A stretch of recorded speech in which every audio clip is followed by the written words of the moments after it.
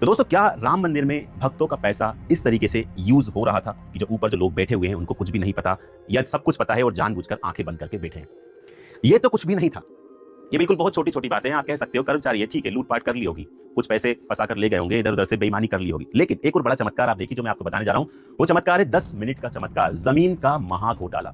2 करोड़ की ज़मीन 18.5 करोड़ रुपए में खरीदी है किसने? ट्रस्ट ने। क्या हुआ? सुप्रीम कोर्ट का फैसला आया, मंदिर बनाने की तैयारियां हुई, तो मंदिर समिति जो ट्रस्ट है उन्होंने ज़मीन तलाशना शुरू की, ज़मीन खरीदना शुरू की। तो मई 2021 में 2 लोग थे, रवि मोहन तिवारी और सुल्तान अंसारी। इनके पास थी 1.2 हेक्टेयर ज़मीन, यानी कि जिसकी कीमत थी 2 करोड़ रुपए।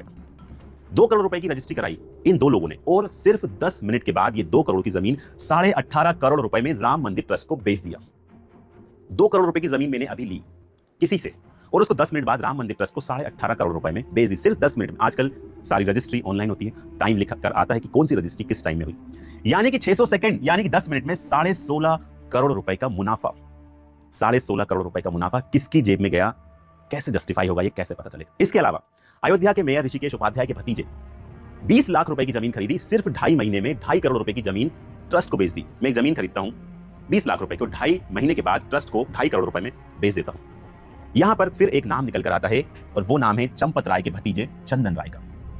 कहा यह जाता है कि इन सारी डील्स में, जो कि 2 करोड़ रुपए की डील 18.5 करोड़ में वाली बात है, या फिर 20 लाख की जमीन 2.5 करोड़ में बेचने की बात है, ये चीजें तो वो है जो ओपन हो गई, ऐसी कई सारी चीजें होंगी जो ओपन नहीं हुई है। तो कहा यह जाता है कि इन सभी डील्स के पीछे चंपत राय के भतीजे चंदन राय का हाथ है। मंदिर बनने से पहले ये भाई साहब चंदन राय, जो कि चंपत राय के भतीजे हैं, किराए के मकान में रहते थे। लेकिन जैसे ही मंदिर बनने लगा, अचानक से इन्होंने अयोध्या में कई बीघा जमीनें खरीद ली और तो और हरिद्वार में एक प्रसिद्ध होटल बना दिया। कैसे हुआ ये खेल आखिर? दोस्तों, जमीन खरीदी गई कम पैसों में, तुरंत रजिस्ट्री की गई 10 मिनट में और कई गुना अधिक कीमत पर ये बेच दी गई।